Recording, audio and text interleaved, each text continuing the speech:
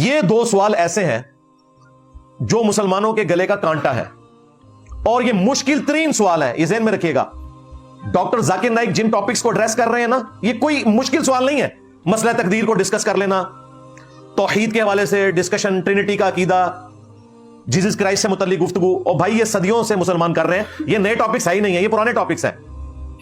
نئے ٹاپکس دو ہیں جو گلے کا کانٹا بنے ہوئے ہیں مسلمانوں کی, اس لیے کہ اس کا جواب دیتے ہوئے انہی لوگوں کے نام آ جائیں گے جن سے سوال پوچھا جا رہا ہے. لو سامو, سوال نمبر 1, مسلمانوں کی تباہی کی سب سے بڑی وجہ کیا ہے؟ اس وقت جو مسلمانوں پہ زوال ہے اس کی سب سے بڑی وجہ کیا ہے؟ یہ دنیا کا مشکل ترین سوال ہے. اس کا جواب اس لیے نہیں دے گا کوئی مذہبی آدمی انسانوں کی طرح, اسے پتا ہے کہ مجھے مولویوں کو, بزرگوں کو, بابوں کو رگڑنا پڑے گا. ہم یہی تو کر رہے ہیں. نا نبی سا ہے ہی کوئی نہیں, تیرے بابے تھے شاہ ہی کوئی نہیں. اس میں تو آپ کو گالیاں کھانی پڑیں گی, 5 دفعہ مرڈر اٹیمپٹ کروانا پڑے گا, آپ کی اپنی لائف ونریبل ہوگی, آپ کے ٹیم ممبرز کی لائف ونریبل ہوگی, ان کی فیملیز کی لائف ونریبل ہوگی, گالیاں کھانی پڑیں گی. سبحان اللہ و بحمدی کی فضیلت آپ سنائیں, بسترے اٹھا کے پوری دنیا میں گھومیں, آپ کو لوگ ہار پہنائیں گے. ہاں, آپ کو ایئرپورٹ پہ ریسیو بھی کریں گے, آپ کو اچھے پروگراموں میں بھی لے جائیں گے, پھر آپ کو وہاں سیرے بھی کرائیں گے, ٹور بھی کروائیں گے, جو آج کل مفتی کر رہے ہیں آپ کے سامنے. لیکن جیسے ہی آپ اس سوال کا جواب دیں گے کہ مسلمانوں کی تباہی کی وجہ کیا ہے, غلط جواب تو اس کا دیا جا سکتا ہے, صحیح جواب دیا نہیں تو آپ تختہ مشق بن جائیں گے. اور دوسرا کوسچن کریٹیکل جو اس سسٹر نے کیا تھا کہ بھائی سارا گیٹ اپ ہے مسلمانوں والا, داڑھی بھی ہے, پگڑی بھی ہے, نمازیں بھی ہیں, پردہ بھی ہے, صبح شام قرآن بھی پڑھنا ہے, اور مدرسے کام بھی چوک کے رکھے ہوا ہے. تو مجھے بتائیں اس کا جواب اگر ڈاکٹر ذاکر نائک دیتے تو سب سے پہلے تو سٹیج پہ اور سامنے بیٹھے ہوئے مولوی ان کے خلاف ہو جاتے. ان سے تو نہیں بگاڑ سکتے نا, کیونکہ وہ ان کے پاس میزبان بن کے آتے ہیں. اس لیے انہوں نے بڑا اچھا ڈیسیژن کیا کہ سوال کا رخ ہی بدل دیا اور اتنا ظلم کیا. میں ابھی اس کا کریٹیکل انالیسس کروں گا. جو اس نے جو سوال کا جواب دیا ہے, اتنا خطرناک کھیل کھیلا ہے اس بندے نے انجانے میں. میں نہیں کہتا بدنیتی کے ساتھ, بہتر تھا بھائی معذرت کر لیتے, بھائی اتنا مشکل جواب ہے میں نہیں دے سکتا, اگر دوں گا تو میرے قریبی لوگ ناراض ہو جائیں گے, دیٹس آل, ختم کر دیتے. اس کی بجائے وہ اس سسٹر کے اوپر ہی چڑھائی کرنا شروع ہو گئے. ایک سوال پوچھیے اوکے سر, اور شارٹ سر. تو آپ ریزن کیا بتا سکتے ہیں کہ وہاں پہ سوسائٹی کیوں کولیپس ہو رہی ہے, اینڈ ہمارے علماء ان کو کال آؤٹ کیوں نہیں کرتے, اسپیسیفکلی پیڈوفائلز کو؟ آپ نے جو سوال کیا میرے حساب سے کانٹرڈکشن ہے. آپ نے کہا میرا معاشرہ بہت اسلامک ہے اور میرے معاشرے میں پیڈوفائل ہے, دونوں میں ٹکرا رہے ہیں. کوئی بھی اسلامک ماحول میں پیڈوفائل ہو ہی نہیں سکتا. آپ کو ماننا پڑے گا آپ کے سوال میں خطا ہے, پہلے بار یا دوسرے بار, ہاں کہ نہیں؟ سمپل, میرا معاشرہ بہت اسلامک ہے, پیڈوفائل ہے. پیڈوفائل مطلب بچوں کے ساتھ زنا کرنا. اسی لیے کبھی بھی کسی پہ الزام لگانے کے پہلے 10 بار سوچو. اگر یہ آپ اللہ کے دربار میں سوال کریں گے آپ تو پھنس جائیں گے میرے بہن. آپ کو معافی مانگنا چاہیے کہ آپ کا سوال غلط ہے.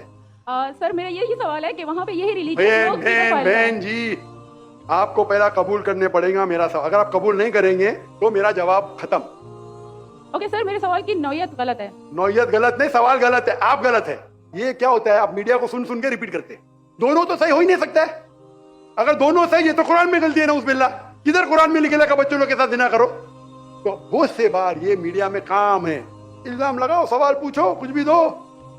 قرآن مجید میں لکھا ہے سورہ حجرات میں, سورہ نمبر 49 آیت نمبر 6, جب بھی کوئی انفارمیشن آتا ہے آپ تحقیق کرو اسے دہرانے کے پہلے.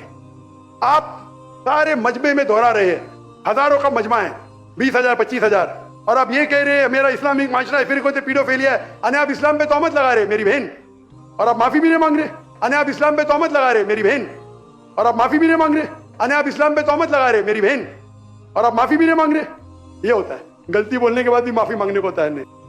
میں اب ترتیب سے اس کو ڈسکس کرتا ہوں. کوسچن انہوں نے جو کیا سسٹر نے وہ یہ تھا کہ ہمارا معاشرہ مذہبی ہے. نمبر 1, عورتیں پردہ کرتی ہیں اور گھروں سے باہر نہیں نکلتی بلا ضرورت. نمبر 2, مرد نمازوں میں پابندی کرتے ہیں. نمبر 3, شب جمعہ اور تبلیغی جماعت میں بھی ریگولرلی جاتے ہیں. نمبر 4, اوور آل کنڈکٹ اسلامی ہے, یعنی داڑھی پگڑی یہ سب کچھ ہے. اب مجھے بتائیں اسلام یہی ہوتا ہے نا, اس کی بجائے آپ یہ کہیں گے کہ جی یہ بظاہر اسلام ہے. تو بھائی میرا یہ چیلنج ہے ڈاکٹر ذاکر نائک کے لیے بھی, سٹیج پہ بیٹھے ہوئے سارے مولویوں کے لیے بھی, کہ چلو یہ تو ہو گیا بظاہر اسلام, تم بتاؤ اصلی اسلام کدھر ہے؟ لو سامو, ہاں اصلی اسلام جامعہ اشرفیہ کے اندر موجود ہے. या मुफ्ती अजीज साहब की बैठक के अंदर इस्लाम मौजूद है,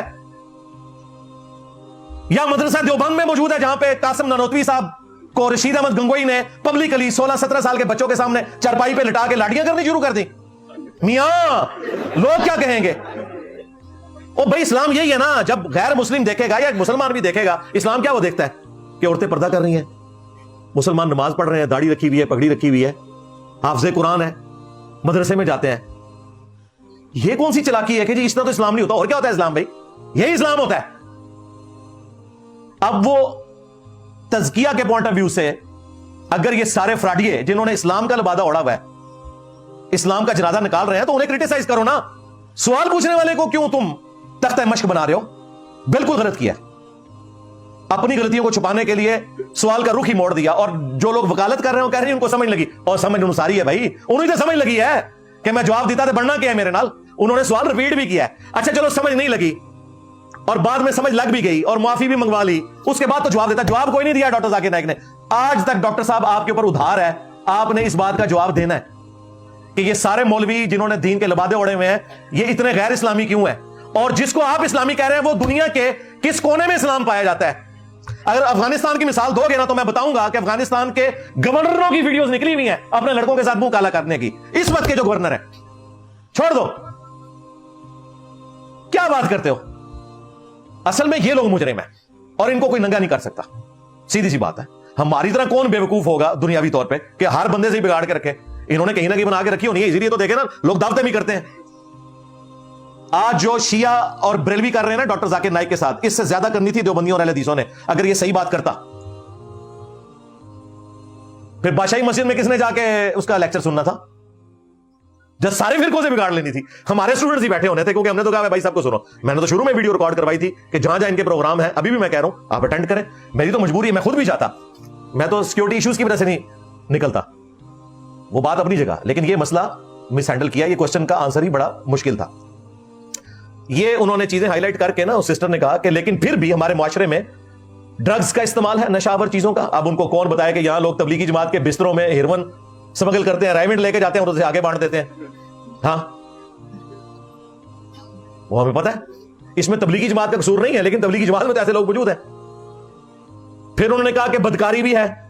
नंबर 3, बच्चों के साथ जिनसी ज्यादती, ये तो आपको पता है कि खासा है उस इलाके का। ऑफिशियली उन्होंने जिस तरह लोगों ने बीवियां रखी होती है ना, इस तरह लड़के रखे हुए हैं। और जो मौलवी मदरसों के अंदर कर रहे हैं, वो ईदी साहब के हवाले से जब मुफ्ती ज़र वली की स्टेटमेंट आई थी तो मैंने उसे इल्मी नेज़े की नोक पे लिया था। उस वक्त लोगों को बड़ा बुरा लगा, लेकिन बाद में अल्लाह ने साबित किया कि कोई नहीं बचा। मुफ्तियों की वीडियोस भी निकली और देखा है कि मुफ्ती दिफा करने के लिए भी आ गए कि जी इस्लाम की बदनामी हो रही है। जिस दिन मुसलमान इस चीज से बाहर निकलेगा ना कि जी मौलवी के खिलाफ बात करने से इस्लाम की बदनामी होती है, उसी दिन इस्लाम का उरूज शुरू हो जाएगा। पहले है मौलवी बली चढ़ाने पैणगे तो। हाँ, और ये काम हमारे नातवा कंधों पे नहीं, अल्लाह के वजह से मजबूत कंधों पे है। मेरे नबी सा है ही कोई नहीं, तेरे बाबे थे शाह ही कोई नहीं। तो उन्होंने कहा कि बच्चों के साथ जिनसी ज्यादती भी है, बदकारी भी है, नशे भी करते हैं, नमाजें भी पढ़ते हैं और सूदी काम और हर तरह का उल्टा काम ये करते हैं। एंड पे सिस्टर का जरा आप जुमला सुने। उन्होंने कहा कि आपकी विजडम के मुताबिक ये कंफ्लिक्ट क्यों है कि एक तरफ ये लोग नमाजें भी पढ़ रहे हैं, पूरा कंडक्ट इनका इस्लामिक है, उसके बावजूद करतूत इनके गैर इस्लामिक है। मुझे बताएं ये कौन सा 4 ऑर्डर डिफरेंशियल इक्वेशन थी जो एक एमबीबीएस डॉक्टर को समझ नहीं आई। चलो इंजीनियर तो समझ सकता है 4 ऑर्डर डिफरेंशियल इक्वेशन को, उसकी मैथमेटिक्स की फील्ड है। डॉक्टर कह सकता है जी मुझे समझ नहीं आई, तो एक सिंपल बात थी, उसने यही तो पूछा था। वो तो मान रही है कि कंडक्ट इस्लामिक है, करतूत गैर इस्लामिक है। तो आपकी अकल के मुताबिक इसके पीछे रीजन क्या है? उसने इतराज नहीं किया डॉक्टर जाकिर नाइक के ऊपर या किसी मौलवी के ऊपर, उसने जनरल बात किया। उसने पूरी गुफ्तगू में कोई मौलवी का, किसी मदरसे का जिक्र नहीं किया, ओवरऑल कंडक्ट की बात की। इसका जवाब यह होना चाहिए था कि आपने सिस्टर जो क्वेश्चन किया है ये दुनिया का मुश्किल तरीन सवाल है, लेकिन मेरे हालात वाकयात इजाजत नहीं देते कि मैं इस स्टेज पे उलमा इकराम और उनकी कट्टर पब्लिक की मौजूदगी में कोई सच्ची बात कर सकूं। आप इंजीनियर साहब से राब्ता करें। हाँ, मेरा नबी सा है ही कोई नहीं, तेरे बाबे थे शाह ही कोई नहीं, तेरे मौलवी थे शाह ही कोई नहीं, तेरे टोमी थे शाह ही कोई नहीं। मैं जोश नाली क्या? हाँ, शुगल उलमाए सू को टोमी कहा गया ना कुरान में। हाँ, सूरतुल अराफ की आयत नंबर 175 और 176 में उलमाए सू को कुत्ते की मिसाल बयान किया गया। उलमाए सू की बात कर रहा हूं, आपके उलमा की बात नहीं कर रहा। ਜਿਹੜਾ कहना साढ़े मौलवियों पैड़ा कहता उनका तो ਤੁਹਾਡੇ उलमा ਤੁਸੀਂ खुद मान रहे हो फिर सू ने, तुसी को साढ़े उलमाए हक ने।